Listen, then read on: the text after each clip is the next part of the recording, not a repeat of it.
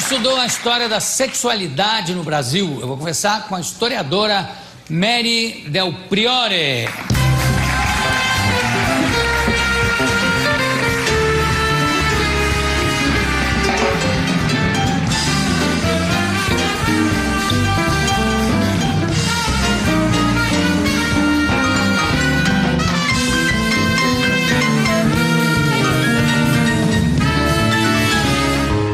Está aqui o livro, Histórias Íntimas, Sexualidade e Erotismo na História do Brasil, pela editora Planeta. Antes de mais nada, você está bem? Eu estou ótima. Hoje é meu dia de sorte, você não acabou de dizer isso? É verdade, é. Estou aqui com você e você de rosa, está lindo. E também de sorte. Perfeito. De que forma, vamos já entrar em perguntas bem referentes aqui ao livro. Por exemplo, de que forma a nudez era vista no século XVI, por exemplo? Tão diferente, né, Jô? Eu não sei, nessa época eu tinha acabado de nascer. Você tinha acabado de nascer, mas você já tinha lido muito, você sabe que logo os portugueses chegaram aqui, a primeira coisa que eles ficaram foi fascinados com a nudez das Índias. Aí escrevem correndo para Portugal, para o rei, só que naquela época a nudez era sinônimo de pobreza. Então todo mundo lia esses textos muito entusiasmado, achando que os portugueses estavam interessados nas Índias peladas, mas não era bem isso. O que eles estavam dizendo é que as nossas Índias andavam nuas porque elas eram completamente destituídas da capacidade de fazer indumentária. Então, durante muito tempo, nudez foi sinônimo de pobreza. Foi preciso a gente esperar chegar o século XIX, com a invenção da lingerie. Foi preciso a gente esperar, por exemplo, a chegada da porno chanchada. Vamos ter um especialista aqui falando daqui a pouco de cinema. Para a gente entender que a nudez foi, durante muito tempo, a possibilidade do homem despir a mulher com os olhos, né? A nudez era um negócio que não era legal. O legal era a mulher vestida e o homem imaginando o que tinha por baixo daquele pano todo. Mas mesmo os portugueses que chegaram e mandaram essas cartas não eram em tom de admiração ou de sexualidade? Não, dizer, de forma nenhuma. Venham, vocês vão comer índia aqui, adoidado.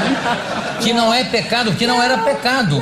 Não, ao contrário. Eu diria que, quer dizer, comer índia não seria pecado na medida em que elas estavam próximas daquilo que eles consideravam animais. Não tinham lei, não tinham fé, não tinham rei. Exato. Mas a verdade é que nós nos enganamos durante muito tempo a respeito dessa propalada sensualidade das Índias.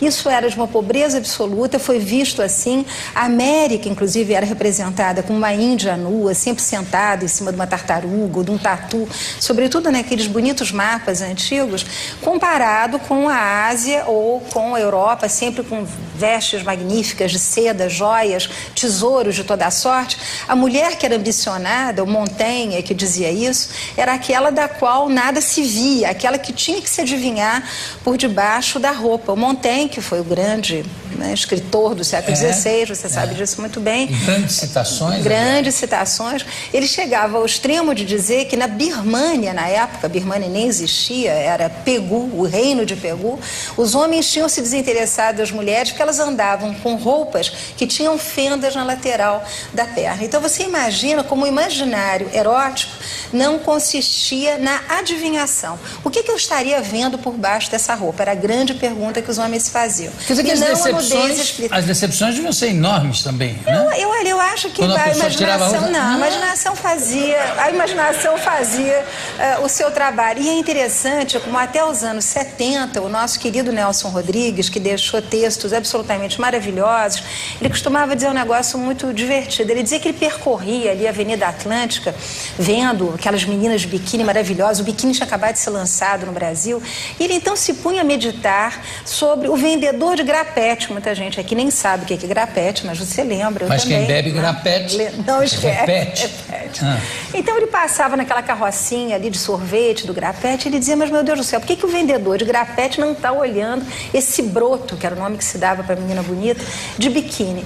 E a conclusão do Nelson Rodrigues é de que não havia mulher mais invisível do que a mulher que usasse biquíni. Quanto mais a mulher se despisse, menos ela seria olhada, né? Então esse livro que ele mostra é justamente a evolução dessas formas de olhar para o corpo que antes era tão coberto, que antes ninguém ninguém via, que antes era adivinhado, que antes inspirava tanto desejo e que hoje está aí explícito, virou objeto de consumo, virou objeto de hedonismo e talvez não tão satisfatório. Quem sabe as feinhas lá, uma opção também de panos não conseguiam enganar melhor, né, do que hoje. Mas aí talvez, não sei se a enganação não leva às vezes a uma decepção muito grande, não? Olha, os fabricantes de biquíni dos anos 80, eles tinham uma preocupação muito grande porque eles tinham a convicção de que o corpo da mulher não era absolutamente perfeito. Qualquer uma de nós é feita de gordurinhas adicionais, de um pouquinho de celulite, de uma barriguinha, de uma pelanquinha. E o que eles se diziam... Para que eu não estou aguentando! E o que eles se diziam justamente era isso, quer dizer, nós vamos vender biquíni, vamos realmente fazer biquíni, porque foi na época, no auge do biquíni. A dúvida deles é se eles fariam biquíni só para meninas até 20 anos e a partir daí maiô inteiro, biquínis maiores, ou se realmente o biquíni ia vingar, né? Eu trabalhei muito com entrevistas da revista Veja, que tem um acervo maravilhoso, que todos os historiadores deviam aproveitar, e tem inclusive um cara muito engraçado que chega a dizer numa dessas entrevistas, olha, eu acho que não vai dar certo, porque depois dos 30 anos a coisa começa a complicar. Então é interessante como hoje a gente tem uma relação com o corpo que é tão à vontade, né? Que no Rio de Janeiro até senhoras de 70 anos usam biquíni, claro, sem nenhum problema, estão ali ao sol. Mary, deixa eu fazer uma pergunta.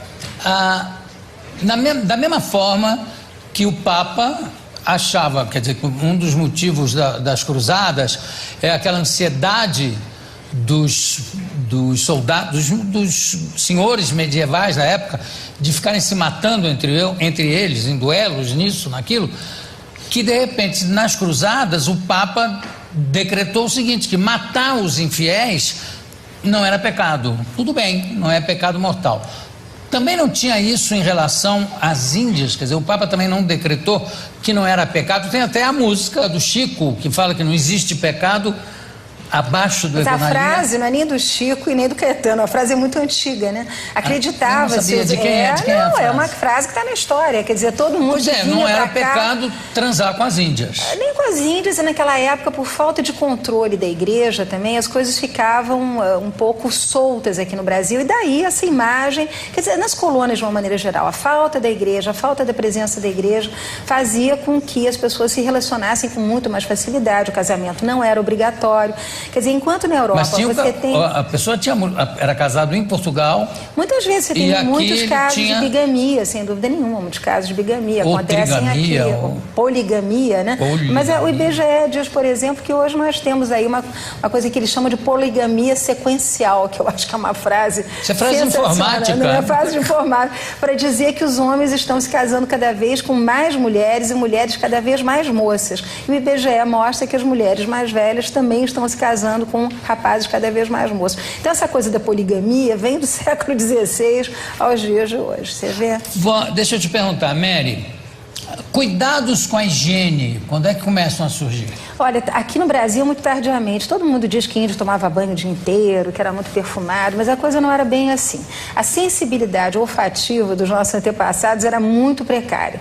As pessoas se lavavam pouquíssimo, os portugueses, então, pezinho, mãozinha, pescoço, mais nada. O nosso Dom João VI praticamente morre sem tomar banhos, ele só vai tomar banho de mar quando tem aquela famosa ferida que ele tem que se banhar lá no cais ali do Caju.